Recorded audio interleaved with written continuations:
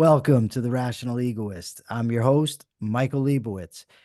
Like most of you, I assume, I've made my fair share of mistakes. And I often, when I make mistakes, I feel utterly demoralized, especially when I make the same mistake repeatedly. But I recently read an article where the author talked about that we should be looking at mistakes differently in a more positive light. And I liked the article so much that I reached out to its author and he agreed to be on the show with us today. He is the founder of Compassion Power, which, among other things, offers courses for anger management, domestic violence, and compassionate parenting. He's also the author of numerous books, including Empowered Love and Soar Above, How to Use the Most Profound Part of Your Brain Under Any Kind of Stress. Steven Stosny, PhD, welcome to the program. Glad to be here. So you wrote in this article, and I'll quote, few things deplete hope as much as making mistakes, especially when they're repeated, which is basically what I just said. So why does making mistakes cause us to lose hope? Well, because there's three things that contribute to success or failure.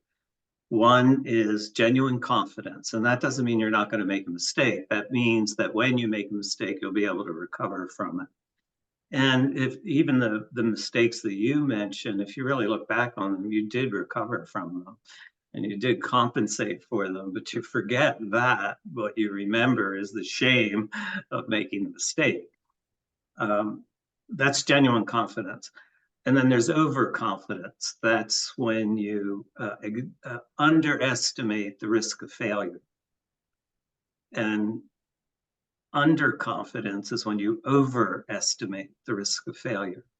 Now, most big mistakes occur with overconfidence, not with underconfidence.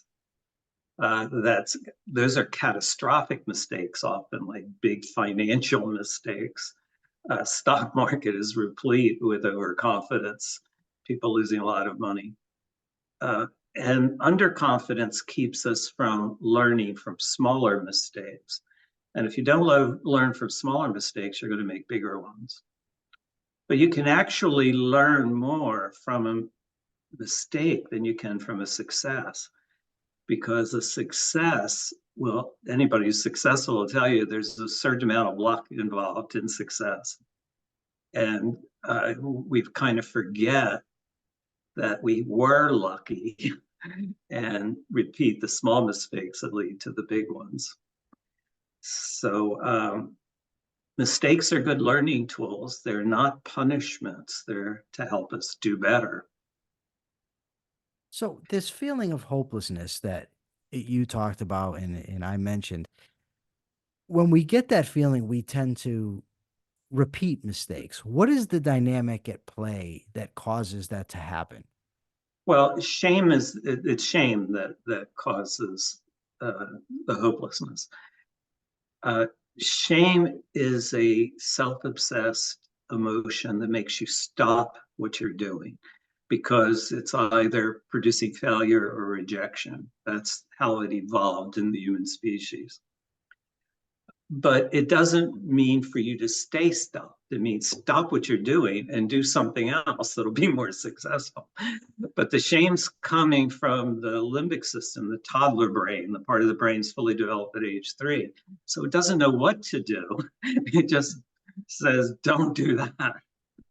And then the prefrontal cortex, the adult brain, has to figure out what to do. But some of us get stuck in that toddler brain stop, and we actually disengage the prefrontal cortex, which is the analytical and problem solving part of the brain. So the skill we need to learn is to make that transition. The shame is good. It's telling you to stop what you were doing because it's not working. But then you got to move quickly into what will work or what's more likely to work. So don't get stuck, in other words, right? We Right. don't want to get stuck in the mire. Yeah, people misunderstand shame so much because, like, when you were a little boy and you felt shame, somebody probably told you you were bad. So you think the shame is telling you that, but it's not. The shame's telling you to do better, actually. Oh. but we internalize that message that it means we're defective or inadequate in some way. And that's very painful. So the brain develops all kinds of ways of avoiding it. And one way of avoiding it is to stop thinking about the future. But if you stop thinking about the future, you're going to make more mistakes. Now, why are mistakes better teachers than successes? Like, I don't know, but I would tend to think that if I did something right, I would want to learn from that and say, okay, let me repeat that experience again.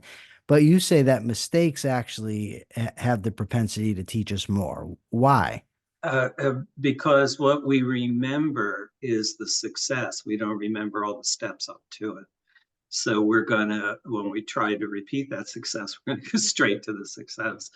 There's a lot of evidence for that. One of the reasons that, the football playoffs are now, one of the reasons that repeating championships is so seldomly done is because they forget how much luck was involved in them getting there. And they think, well, I can keep doing the same thing. And, those little mistakes didn't amount to anything. I'm just going to do the same things, and they don't have the same luck, and the mistakes produce failure.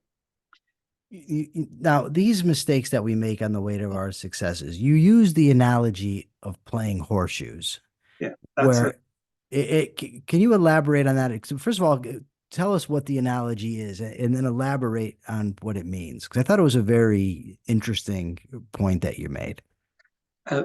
Our brain to learn uses a kind of algorithm. It makes an estimation, makes an error, and uses the correction of the error to reach success. And the paradigm of that is pitching horseshoes. The first time you throw a horseshoe or pitch it, it's either going to be too long or too short, unless it's blind luck and you happen to get it. And the second attempt is going to overcompensate in the opposite direction. The third attempt is when you have the best chance of getting the ringer or getting closest to it. Now, if you see that as two failures and one success, your life's going to be very difficult, painful. But your brain's seeing it as one success in 3 steps. It needed the errors to be able to reach the success. And toddlers learn to walk by falling. They don't learn to walk by balancing their weight. They can't do that without falling. So they plop this way, then they plop that way, Yeah. plop that way, and then they learn all the ways they could plop, and then they start walking. But that's how the brain acquires knowledge, by making mistakes. Now, oftentimes one mistake leads to another mistake and then another mistake and another mistake. And the mistakes ultimately sort of compound each other. So the last one in the sequence tends to be a whopper. Why is it important to focus on the small mistakes rather than just focusing on the big mistake? Because the small mistakes lead to the big mistakes. The small yeah, and I mean real small. It's like if you misspell a word, correct it. We tend not to do that because we have spell checks now. So we're not really that careful with our own spelling. And that in itself leads to more mistakes because, see, when you correct a mistake, you're engaging your prefrontal cortex. You're focusing all the most powerful neurons in your brain to correct that small mistake. And then it'll stay focused so you can prevent bigger mistakes. But if you forget that you made the small mistakes and just focus on that big one, you don't see what led up to it. What led up to it was, so each time you even make a small mistake, there's a little bit of shame. The defense against shame is distraction. So when you feel a little bit of shame, your mind wanders a little bit, and then you're not going to pay as much attention to detail and make another mistake. See, when I don't know if you know, I don't know if you looked into me before coming on the show, but I spent a lot of time in prison, to a quarter century to be exact. And when I embarked on the process of change, one of the biggest influences on me were 2 doctors, Dr. Stanton Samanow and Samuel Yokelson. They were a criminal psychologist. And they talked about not not allowing yourself even minor moral failings, minor, I guess I would call them decisions, but I think it fits into the sort of the same dynamic. It's small bad decisions, small errors, because they would talk about how the small one kicks the door open to the bigger ones. And people throughout my life, I embarked on the change process starting in 2004, have often criticized me for that and told me you're being too meticulous, you're being too particular in focusing on these things. Nobody's perfect. But it seems like, well, I know they were onto something because I know how much it helped me change, but I've never extrapolated from the criminal change process to anybody that's trying to learn and change, needing to focus on the small things. And the other thing that they focused on was that when a criminal's trying to change, most people think that you want to build self-esteem and tell them, you're really a good person underneath, but they say, no, you want to make them feel guilty. And that guilt, because guilt is an uncomfortable feeling, right? So that inspires me. I don't want to feel that. So by embracing the guilt, it helps me to change even those small behaviors. Is there any similarities between that and what you're talking about? Because it seems like there is, between the Yeah, guilt that they talk about and the shame you're talking about and the focus on the small things. there absolutely is. See, the natural motivation of guilt is it occurs when you violate your own standards, not necessarily society's standards, but your own. So you violated your own values, and the motivation of the guilt is to make up for that, because that violation caused some kind of a severance of a bond between you, either within yourself or with someone else. And the motivation is to repair that bond. And if you follow the motivation, guilt is self correcting. It's not a punishment, it's a motivation to be, be well, to do well. And if you follow the motivation of the guilt, you will do well. So that's what they were talking about. And it is very much the same thing. When you are correcting even minor moral failings, I do it myself. I'm watching TV and some hot actress comes on and I have a little guilty thought with my wife sitting right there. I know this is, I reach out and touch my wife. I'm following the motivation of the guilt. Uh, but what you're, see, almost all human behavior is habituated. By the time we were adults, 95% of your behavior is habit. That means it runs on autopilot without the reflective brain. It bypasses the reflective brain.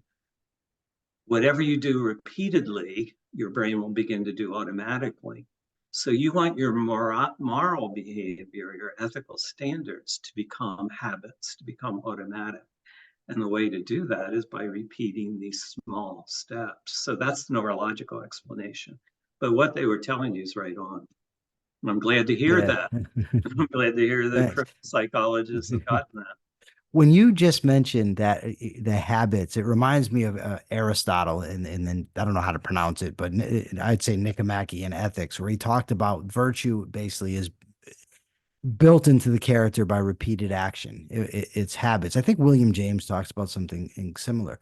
But a moment or so ago, a few minutes, you mentioned that guilt is a response to our own standards. And people have said to me that the conscience will tell you what's right and wrong, but that's not true because a conscience is just a response to what we think is right and wrong. I used to be a practicing Jew. And at the time, I remember having a pork sandwich, a pepperoni sandwich, and I felt so guilty because I was violating my religious belief. Now I can devour a bacon cheeseburger and I don't feel anything about it because I'm no longer a practicing Jew. Well, But you changed your belief though, so the guilt is yes, to a different belief. exactly. Now, values are vital. And you also mentioned how it's important to follow our values rather than our immediate emotions, our immediate feelings. Explain what you mean by that. Well, it's similar to what your psychologist told you, that you build this habit of acting on your values. Values are more permanent. Feelings are very temporary, and feelings are they they evolve to amplify and magnify one aspect of experience, blow it out of proportion, so you'll act on it. And that momentary amplification might not be in your best interest, and it might violate your standards and lead to more shame. So by acting on your values repeatedly, that becomes your new habit. That becomes your automatic behavioral process. It's also the case, right, that our emotions stem from our beliefs and our values, but not necessarily our conscious values and beliefs. And what I No, mean by that is yeah, when I embarked on the change process, for instance, I decided, okay, I want to be an honest person. I want to be self-controlled. I don't want to be violent. I don't want to be getting into fights, that sort of thing. But my I don't want to say the ingrained values that I already had were very different. So if somebody were to quote disrespect me, end quote, because it's not really disrespect, it's my interpretation of it, I would get angry. Even though the value that I wanted to have, the new value was walk away from trouble. Don't engage that type of stuff. So the emotional reaction was responding to a value I no longer wanted to have. So in that case, it was vital that I pay attention to the new values that I yeah. wanted. But you see, I wouldn't call that a value. That's ego defense. Ego, Okay. ego is different from values. Uh, the values that we're hardwired for, and everyone except psychopaths have that. Psychopathy is and I'm sure you met them in prison. That's a neurological disorder. They don't have a connection between the limbic system and the prefrontal cortex. But they're relatively rare. I'm so sure you've seen a disproportionate number of them. I did when I used to handle court-ordered clients. Uh, but in the general population, they're very rare. Most people develop an ego defense that disrespect means you have disrespected my ego. That's different from your values. For instance, if your 4-year-old says something disrespectful to you, and I'm sure he does occasionally, you don't get all upset at that because your value of protecting the 4-year-old's more important than the ego offense, right? Values are always more important than ego. But when we make ego more important than values, so you'll violate your deeper value by beating on somebody who disrespects you, uh, that's where we make big mistakes, when we act on ego instead of values. Now, how can we maximize our chances of learning from the mistakes that we make? Like, what are some strategies, tactics that we can employ to make sure that we're learning the lessons that we need to learn? Well, give me an example of a mistake you made. Oh, wow. Let It me could be a think. small one. It doesn't have to be a big one. I'm trying to think of something that happened recently. Well, see, the problem I'm having with answering that is that most of the stuff that I'm talking about are decisions. They're not necessarily mistakes because they're not accidents. Okay, when I had a job recently where I worked at a Dunkin' Donuts, for instance, and I made the mistake of uh, putting in the bagels with the muffins, right? You're not supposed to do that because they have to cook for different time frames. So that's the example that came to my mind. So how do I learn from that and then cement the lesson so that I don't repeat the mistake? You have to make this separating the bagels from the muffins habituated, so you don't have to think about it. And strategies for doing that would be pick up one in one hand, the other in the other hand, if you can hold them in one hand, or put them in different bags, put them in different time frames. Something that becomes habit, because mistakes occur the more you have to think about it. I did some work with the NBA a number of years ago when they had some celebrated anger problems.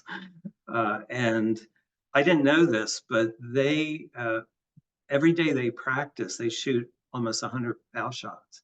They don't practice every day, but every day they practice. And they do half of them at the beginning of practice and half at the end when they're tired. And the whole point of that is to have, they call it muscle memory, so that the motion for hitting the foul shot is automatic. They don't have to think about it. Each time you think of that step, you have more room for error.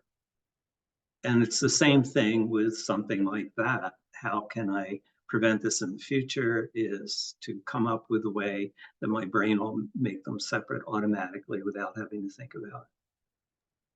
You also talked But about, you've got to forgive yourself for making this mistake. You have to say, I'm a good person. I just forgot to do that, but I will do it better in the future. now you also wrote about why well, you didn't talk really about why, but you talked about that it is more important to focus on what we want rather than what we don't want. Right. Now, I want to know two things because you've talked both about psychology and the neurology. What are the psychological and neurological reasons why focusing on what we want is the right way to go rather than focusing on what we don't want? Well, neurologically, mental focus amplifies and magnifies. Whatever you are focused on is more important than what you're not focused on. So you want to be sure you focus on what you want because that's going to become more important than everything else.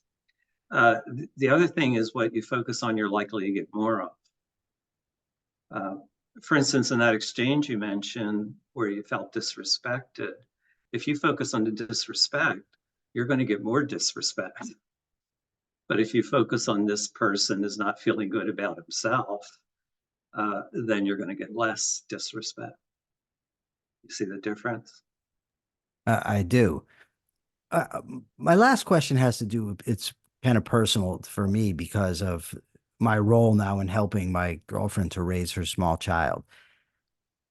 What is the best way to teach children in regard to mistakes? Like the kid makes a mistake, you want him to learn from it. What's the best way to engage the child so he gets the most out of his experience in terms of learning from it? Well, the best way is with Socratic questioning, to help them know what to do the next time. You don't want to focus on the mistake, on the past. You want to focus on the correction in the future. Whenever we think about the past, see, emotions are primarily motivations. They prepare you for action.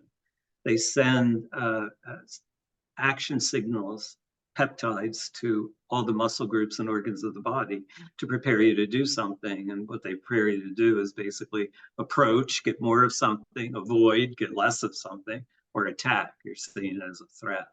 Like in prison, you saw more attack than anything else, I'm sure. I visited prison a few times. I had clients there, so I get an idea. But I could go home. That was It's a little different. it's a little different. Yeah. I also wasn't there at night, so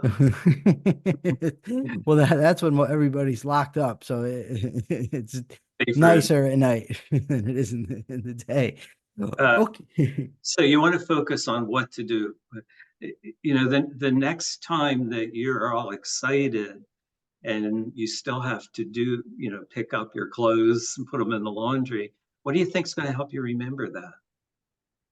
And if the child could come up with a solution, that's best. Now, if they're too young to do that, you still will say the next time, what'll help you to remember to do that is if you have your toys near your clothes so that when you look at your toys, you'll see the clothes.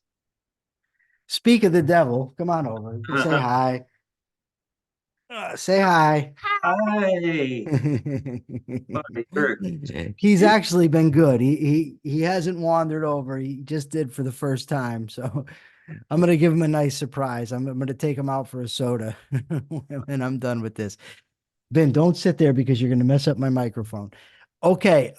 Is there anything before I let you go that I didn't ask or that you didn't get a chance to say about this topic of the importance of mistakes? Uh, I just want to emphasize that habituating values is the best way to avoid mistakes.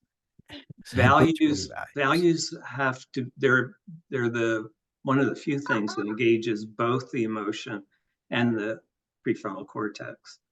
So whichever one you're stuck in, if you focus on values, it'll free up the other one too.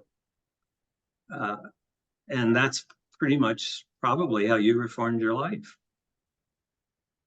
Yeah, it's replacing poor values with good values. I'd say if you had to sum up the change process easily, that's it. And making the new values habits, like you just It, said. it occurs to me I didn't finish that sentence a while back that the purpose of acting on values uh, is to get to what is the inbred values for everybody but psychopaths. That's how I got off on it, thinking about psychopaths. The universal morality is care is good, harm is bad. In every culture it's ever been studied, those two things are the core values. Care is good. You just did a good thing with the child. Harm is bad. In the past, you probably harmed. So if you just stick to that morality, you'll make a lot fewer mistakes. All right. Thank you very much for joining us today. It's a fascinating topic. I hope people got something out of it, and I hope we can stop beating ourselves up for our mistakes and start learning from them. Right? Is there anywhere that people can find you? Do you have a blog or a Uh, website? well, compassionpower.com is our website, and there's a lot of free material on there and things to purchase. And I also have a blog on psychologytoday.com. Which is where I found you. Uh, Well, thank you very much. okay. For now, this is the Rational Egoist signing out. This is Michael Liebowitz. Remember, let me know what you think. Give me your criticisms, your likes, your dislikes, whatever. They're important. They help with the show. Till next time.